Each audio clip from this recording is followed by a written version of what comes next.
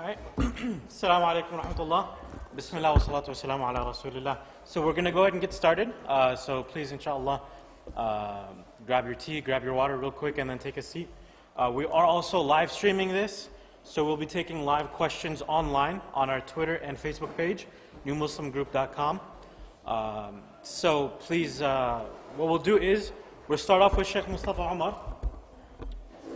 He'll be talking about preparation for marriage, how to prepare for marriage, and then after dhuhr, so we'll go until 1:15. At 1:10 we'll stop so that you have time for wudu. At 1:05 we'll actually stop for questions, so we'll have the presentation till 1:05. Then 1:05 to 1:10 questions. Then if you need to make wudu, please feel free. We'll start dhuhr at 1:15.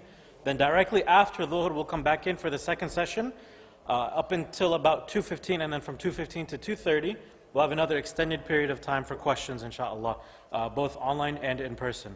So without further ado, everyone I think here knows Sheikh Mustafa Umar, the founder, if you will, of College of Islamic Studies, CIS. You can go to collegeislam.org. He's also a resident scholar and imam of the masjid, as well as the director of outreach and education. Without further ado, we'll go ahead and pass it off to Sheikh Mustafa Umar. Assalamu alaikum wa rahmatullah. Bismillah, alhamdulillah, wa salatu wa salamu ala rasulillah, wa ba'd. Alhamdulillah, it's good to see so many familiar faces, mashallah. The topic we're going to be covering is how to prepare yourself for marriage. So before I start, how many of you are not married yet? Raise your hand. Okay, so all of you. Alright, so this is going to be very good preparation, inshallah. And how many of you were not born into or raised as a Muslim, born into a Muslim family? Okay, you were? Okay, inshallah. So that's good. So this is still going to be beneficial for all of you, inshallah. And then we have online viewers also watching, and we're going to be taking some questions from them. So the first thing I want to talk about is the first thing you really need to do to prepare yourself for marriage is to become grounded in your Islam and to establish your connection with Allah subhanahu wa ta'ala. This is one of the first and most important things that you can do, because if you don't have a good connection and a strong connection with Allah, you're not going to have a strong connection with your spouse.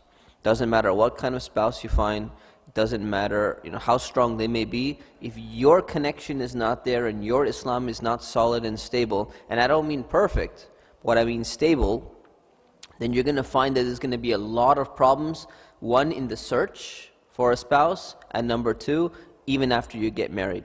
So this should be the first and most important thing, because sometimes people, they have the misunderstanding that if I can find a spouse who has strong faith, strong iman, knows a lot about Islam, everything's going to be solved for me. And that's going to compensate for whatever deficiencies I have. But actually that's a problem for two ways. Number one is, if you're not up to a similar level as your spouse, why would your spouse be interested in that marriage? Right? Number one. So it's going to be hard to find a person in the first place. Number two, even if your spouse is strong, it's not going to really lead to a very successful marriage if there's constantly like an idea of, this person is like my crutch, and I can always use that person to rely upon to solve all the problems. So there's many issues that people are facing in their lives. There's many difficulties, whether it's depression or whether it's dealing with their new Muslim family or their non-Muslim family, whether it's still trying to figure out certain questions that they have about Islam as a religion. These things, it's very important to resolve the most severe issues prior to marriage. You don't have to become a perfect person prior to marriage before you can get married, but resolving those severe issues that are greatly going to affect you, it should be done prior to marriage. So that's one way to prepare yourself for marriage. The second is to learn what the premarital process is. Right? So knowing what is the process by which you're supposed to go through in order for you to get married is extremely important, especially for new Muslims, because they're not used to, the culture in which we grow up, the culture in which we're raised here, I'm putting myself in the same category, right? So the American culture, or whatever other culture it is, it's totally different, right? So one of the most common questions that when people come and they accept Islam, or even people who are not Muslim, they don't know much about Islam, when they tell you, when they ask you, well, how do you find a spouse in Islam if you're not allowed to date? It's a great question. It's really a great question, and the reason why people are asking that question is because the standard way in which you arrive into a marital relationship in American culture is what? Is through dating. And in Islam, if you say there's no dating, it's like all of a sudden, there's no way you could ever get married then. It's automatically, it's like a conclusion, right? If you can't date, then how are you going to get married? So then the only other option is that thing that I saw in the movie one time where there was like this Hindu couple, and they all of a sudden, this sheet came off from her head, and they see each other for the first time after the marriage was already over. So that's what arranged marriage is. So does Islam say arranged marriage? And you say no. Actually, arranged marriages are against Islam. So then that person stops and says, wait a minute, there's no third option. It's either you date or you get an arranged marriage. There's nothing in between. And you say, actually, Islam wants you to do what's in between that. And that's kind of like what we call chaperone dating. Right? So chaperone dating is basically kind of this part of this process, right? So it's very important that you figure out how to find a spouse in the right way, and you don't want to start off on the wrong foot.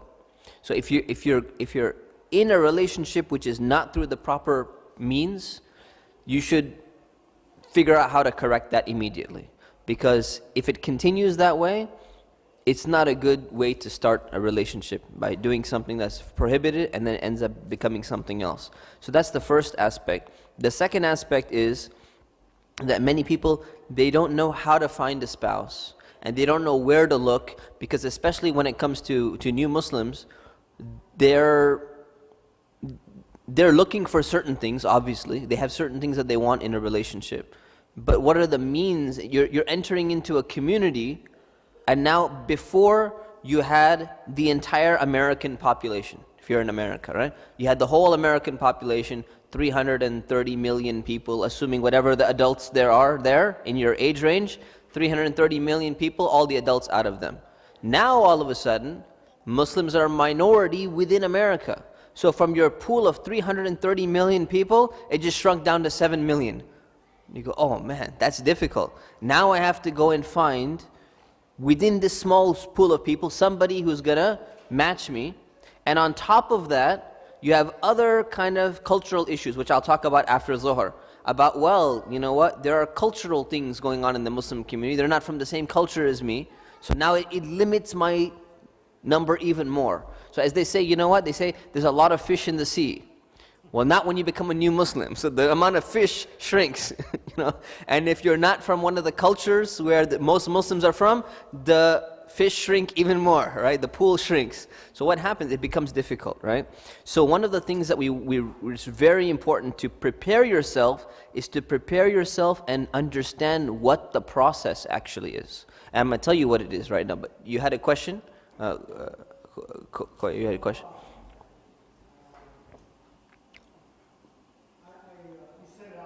Okay, no problem. So the way in which to do it, this is the ideal way in which to do it. Look, remember certain principles. The principles are this, that a man and a woman are not supposed to be alone together in a private area unless they're married. Number two, whenever they're having a talk, whenever they're having a conversation, it should be businesslike, and it should not become casual. It should be about something important. It should not become casual where it's the point of just kind of like, what do they call, small talk type of thing, right? So these are the two main principles to keep in mind. Now, if you're getting to know somebody for the purposes of marriage, right? There's a third element that comes in to prevent this from happening, and that is you bring a third person who's kind of like quote unquote chaperone, to kind of see what you guys are talking about or listen in, so that the conversation remains at that point. Usually this is going to be a parent, and in the case that a parent doesn't want to assist you, you go ahead and you get somebody else who's usually older than you. Usually somebody who's married, somebody who's responsible, and somebody who you trust so that they're not going to be conveying your personal information, what you've been talking about, to other people. So of course you have to be a little bit cautious about how you choose. And then what you do is basically you find somebody you're interested in. And this is the thing, if you find somebody you're interested in, there is nothing wrong with approaching that person and saying, hey, would you, can I get to know you better for the purposes of marriage? See, this is the key, because prior to Islam, you'd say, hey, can I get to know you a little bit better? No purpose is stated. No purpose is clearly intended. But in Islam, can I get to know you a little bit better for the purposes of marriage? What that's going to do is that now when we're talking about marriage, marriage is a very serious contract. So when you're getting to know somebody, you're going to be asking the real questions that matter in marriage. So the difference between dating and the difference between marriage is that one contract is much more serious than the other one, right? Than just a relationship. So in dating, you get to know a person, you start asking them, yeah, so what's your, what kind of coffee do you like? Oh, you like caramel, macchiato, lattes? Oh, me too. We have so much in common. But you know what? That common coffee flavor, or my favorite color is this, or my favorite song is this, that's not going to help you very much when you're 5 years down the line in marriage. And you're getting into a fight about what to do with your children, and you say, come on, why are we fighting? We both love caramel macchiato coffee. So we should just put all of this away. It's not going to help you, right? Because it's nice to have that commonality, but this is something shallow compared to having similar goals in life, having similar beliefs, having similar outlook on the world. Right? And at the end of the day, everything comes back to Allah and His Messenger, what they told us, what Islam tells us to live our lives. That's what's going to make a big difference. Having similar values, right? In terms of how would you like to raise your children? You see, when people are dating, they're not talking about these things because they're not looking at this from a marriage perspective. When you're meeting with someone to have them for the purposes of marriage, you're asking these questions. You're not asking them some shallow questions. You're asking them straightforward, in a nice way. It doesn't have to be too blunt, but you ask them in a nice way, what do you envision life to be like in marriage? What type of place would you like to live? And that's another aspect, really, especially for the sisters. They need to prepare themselves is, you need to be ready and prepared to make a decision on where you have to live and where you can live.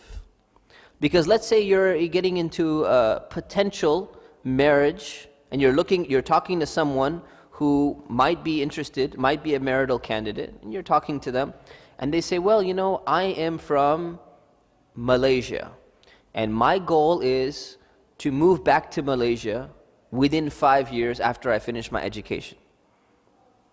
You have to ask yourself, are you actually ready and prepared to leave everything in America and move to another country that you may have never experienced? You don't know the culture, you don't know the people. Now, so you have to ask yourself the question, and you have to do a little research as well, and decide, would I want to live in that country? Because there's two perceptions that people have, right? There's that romantic perception is, it must be an awesome place. And I'm not making fun of Malaysia or anything, but it must be an amazing place. There's a lot of things about America I hate. So I would love to just get away, But what happens if you go there and you're like, what the heck? What is this place? Where have I come? I want to go back. I want to get out of here. But you're stuck now because you're married, right? And marital relationship is supposed to be long term. So now you're in trouble. Like it's like the average American, right? When you guys hear about Paris, what do you think? City of romance and art and the Mona Lisa. Who's been to Paris? None of you have been to Paris. Who thinks Paris is like an awesome place? You'd love to go one day. It's nice culture, this and that. Yeah, a lot of people, right? Yeah, exactly. I lived in Paris for 3 years. I lived in France for 3 years. France is nice. Paris, if you ask anyone who's from France, Paris is one of the worst places. It's full of graffiti. In fact, what I recall is, I used to look at the walls everywhere I would go in Paris, and I'm just thinking, it's so difficult for the gang members who want to do graffiti, Because there's no spot left. Like literally there's not a single spot. I'm like looking everywhere. I mean, you go in a train under a tunnel, you're looking in the corner and you're like, maybe there'll be a spot like in the corner under the train where it's dangerous. The trains are like literally going through. Nope, somebody beat you to it. Like that spot is completely taken as well. So maybe you'll like it, maybe you won't. But you have to be very clear about, hey, where am I willing to live? Do I have to stay in America because my family absolutely needs me to be in America? My mother has some type of disability and I need to be taking care of her and there's nobody else in the family to take care of her. You need to make that clear. You need to make that decision up front. So that's one way to prepare yourself. You need to be honest with yourself and you need to be honest with the person who you're speaking with. Say, look, hey, before we start talking about coffee flavors and all that stuff, are you interested in staying in this particular region of the world? Or is there something about, no, I can't live here, I want to go somewhere else? So you need to be able to decide where must you live or where are you willing to live, right? You need to also be ready to ask the serious questions when they're coming to you. When you're asking them, and you need to be ready to answer the serious questions too. So if somebody comes and asks you, say, what is your goal in life? What are your goals in life? Are you ready to answer that? Or you say, well, I'm not sure really. I'm trying to figure it out, you know. If you haven't figured it out, if you don't even have an answer, a basic answer to that question, then you need to prepare yourself. You need to start thinking about what that is. You need to really prepare for that. Another thing is, you need to learn your Islam. Like I mentioned in the beginning, you need to have a connection with Allah, but you need to really learn your Islam well prior to marriage, especially when it comes to marital rights and responsibilities. Because one of the things that both sides will need to understand, men and women will both need to know, is what are the gender roles which are expected in a marital relationship, and how is that going to impact you, particularly when it comes to Islam. So what does that mean by gender roles? What is your role going to be in the marriage? And how are finances going to work in the marriage? And what type of person are you, the type of person you're marrying, do they have more cultural values? Do they have more Islamic values? Do you even know what Islamic values are versus cultural values? These are all things that need to be learned, and one of the ways that you learn them is by actually taking classes in Islam, by learning more about your religion. So it's very important that somebody goes through and usually what I recommend is that a person who is new to Islam, they should not get married until they've at least been Muslim for 1 solid year, with very few exceptions. This is what I recommend to most people. Because what they need is, when a person accepts Islam, they're struggling with a lot of different things. It's a whole new life, right? And you have to deal with your parents, you have to deal with your friends. You have to kind of, some of the ideas and the thoughts that you were thinking in the past, Islam may have contradicted those things. So now you have to kind of undo them, and you have to learn how to undo them, and it takes some time to kind of let go of some of those things. So if you were, for example, in your mind, you're 100% like a socialist, or you have a communist mentality, this is the perfect way of doing things. It takes time to adjust out of that. If you're a capitalist, we don't need to help anybody else, right? Maybe you need time to adjust out of those things. If you're into astrology, into reading the stars and all of that stuff, and Islam says, you don't rely upon the stars to make decisions and things like that, you could read it in Islam, but it takes time to kind of filter out of your system to kind of readjust yourself. So it requires time, it requires effort, it requires reading. All these things need to be taken into consideration before you start moving into something like, getting married. All right? And then also, you need to get personalized counseling to prepare yourself for marriage. So I'm giving you general tips here. Personalized counseling means that specific to your circumstances, you need to sit down with somebody who is, responsible, who is knowledgeable about Islam and knows about relationships, and sit down with them and talk to them and say, look, what else do I need to do individually? Knowing me, or just tell them more about yourself. They'll ask you a bunch of questions. Say, knowing me, what do I need to do individually in terms of what I've been through in my life? how many classes I've taken on Islam, how long ago did I accept Islam. All of these things are going to help determine where, in terms of what you need to start changing about yourself, right? And then also, when should we stop for questions? About now? 5 minutes. 5 minutes, okay. And then make sure to learn a few skills in life to make sure that you're ready for marriage. And two skills that I would focus on. The first skill is learn how to compromise. It's very important to learn how to compromise. Some people don't understand this. They say, no, this is what's right, and you're going to change yourself to do what's right, and I'm right. So this is the problem. But the other person thinks that they're right, and you think that you're right.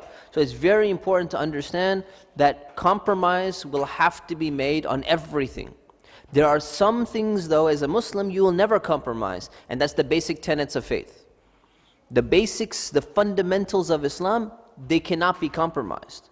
So you go into a marriage knowing that. Say, hey, these things, things which are 100% clear in Islam, is not going to be acceptable. But other things are. So there's two types of compromises you're going to have to make. There's religious compromise and there's worldly compromise.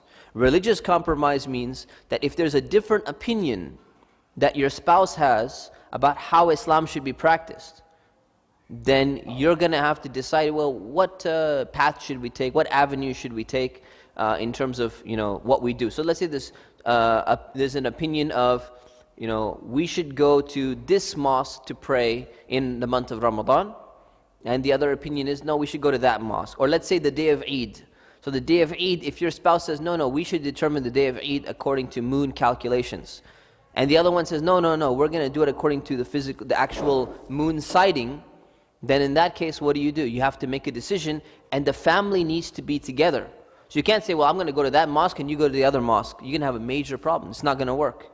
So that's in terms of religious compromise, where compromise is permissible. Then there's worldly compromise, in terms of where are we going to be eating? What are we going to be eating? What city are we going to live in? What kind of apartment are we going to have, or house are we going to have? You need to learn to make the compromise and live with the compromise, because that's going to be a major part of marriage. And if you're not used to doing that, you need to prepare yourself and get used to doing that, right? So that's one. And the second thing is to learn, especially for a man, that he's financially responsible for the family. And that means that he needs to learn finances. He needs to learn how to invest his money. He needs to learn how to balance his checkbook, we don't really use checkbook so much, but balance his account. Make sure that he's paying his bills on time. Make sure that he's not, getting unnecessary fees and signing up for things, because you'll find that your money is depleted very quickly.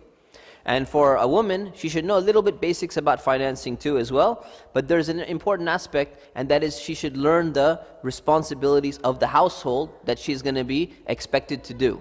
So that when it comes to, for example, cooking, if they decide the woman is going to be cooking, which was usually the default, then she needs to learn how to cook and maybe clean the house or take care of the home or something like that. So there are many guys who don't know the basics of accounting. Many guys who don't know how to change oil in their car or even check the oil in their cars, right? They don't know how basic vehicle maintenance, because they don't have that level of maturity. There are many sisters who don't know how to cook at all. They can't cook a thing, and then they get married, and all of a sudden, the guy goes, well, we should stop eating out now. Maybe we should eat at home. So, okay, well, who's going to cook? He's thinking, well, would you like to cook? I don't know how to cook. The guy said, I don't know how to cook either. So what's going to happen? You have a problem, right? And imagine if nobody's cleaning. You're going to move out, especially if you live with your parents. It's like everything's taken care of for you. But if you don't have that level of maturity, you don't know how to manage a home, how to maintain a home, you don't know what to do about anything, then there's going to be a lot of problems that come up. So you need to start preparing yourself. What is life like as an independent person living outside? How do clothes get washed? They don't wash themselves, right? Somebody has to wash them. They get dried. These are all important, things that need to be taken care of. So these are some things that you can prepare yourself for marriage. But like I said, personalized counseling is very, very important. I'm going to open it up to questions, inshallah. Financing. So it's very important for people to know finances. Even for a woman to know her own finances too, so she can invest her wealth. And the guy especially, because he is financially responsible for the household. He needs to know how to deal with finances. He needs to know how to make money, how to save money, how to invest money, so that in case some emergency or something happens, he can still take care of his family. It's very, very important. That budgeting things, yeah. I mean, if you're the type of person who thinks that an unlimited phone data plan is absolutely necessary, and you can't live without unlimited 4G plans, but you don't have the money to pay for it, then you're going to find that your funds start depleting very quickly. If you need to have the 200 channel satellite dish type thing, $100 a month, and you say, well, they made such a good deal for me. If I get the home telephone package with the cable package with the this, it's only $120 a month. And they pitched it to me in a way where it only costs, $4 a day. So it sounded so much better, and I signed up for it. You're going to start finding that your money is going down and down, going down, and you're going to have problems. Yeah. Other questions? Do we have online questions? No. Any other questions about this?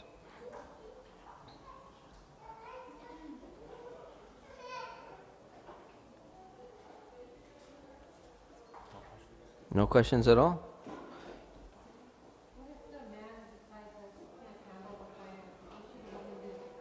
Okay, so that's a great question. What if the man decides that he can't handle the finances? Meaning he decides that he can't, or he simply can't? Okay, so the thing is, that's one thing, first of all, before getting married, is very, very important to check. It's very important, especially for sisters, to check if the guy knows how to handle finances and if he's responsible with money. If you find that he's not responsible with money, that's a big red flag, and you need to really look out and be careful. Now, if you said that the guy decides, sister, I have a follow-up question for you. So he decides, meaning he's kind of throwing in the towel and saying, I just can't do it, right? So that he needs to go and get help. So the thing is, remember, people are not on their own. Whenever they can't do something, they need to go and reach out and ask for help. Anyone can learn how to deal with finances, right? You just got to sit with someone who can explain it to you. Look, this is how accounting works. This is the type of return on investment you're going to get yearly. This is how much money you make. Okay, this is how much you should save. This is how much you should spend. This is how much you should put somewhere else. So it's a skill that can be learned by anyone. But they just need to be willing to reach out and ask for help, and not be arrogant and proud and say, no, I'm going to figure it out on my own. I don't need anybody else's help. And you have to really be careful of the attribute of arrogance in somebody. Anyone who's arrogant or proud, you're going to find that these spiritual diseases will end up causing problems within your marital relationship. So be on the lookout for that. But of course, everyone can change. So just because if someone has it doesn't mean that they can't change. So don't think it's a lost cause. So the question, how much flexibility is there in the responsibilities? Like if she decides to work full time. Right. So how much flexibility is there in responsibilities between the genders, right? So if she decides to work full time, or he decides, he can't work full time, or whatever it is, the basic principle in Islam is this, is that a man is financially responsible for taking care of the family. Regardless of what happens, it's his financial responsibility, right? If for some reason he's absolutely unable to do that, then the wife can obviously contribute to the family because she's going to be taking care of herself. But if the man is already supporting the family and he's doing his part, and the woman she has extra time, she can go ahead and she can work, she can go to school, she can do whatever else is needed. So all of this, there's a lot of flexibility in these type of things. But at the end of the day, the default always comes back on the man, that he's financially responsible, and he's the first one who needs to take care of it. So when it comes to, if you're getting married and you say, well, you know what, so you're going to pay 50% of the rent, I'm going to pay 50% of the rent, this is not marriage in Islam. Marriage in Islam is the guy is responsible for taking care of the family, right? And whatever else, if she says, no, well, I want an upgraded kitchen, and he says, this is not a necessity of the family. We don't have to have a marble kitchen. So she said, well, you know what? If you don't like it, I'm going to contribute from my own money and upgrade the kitchen. You can do that. So there's that type of thing that you can do. But the basics, the fundamental needs of the family has to be provided by the man. And if whatever the woman earns, it's her money and she keeps it. And she doesn't have to give anything of it to the man. Yes. If a man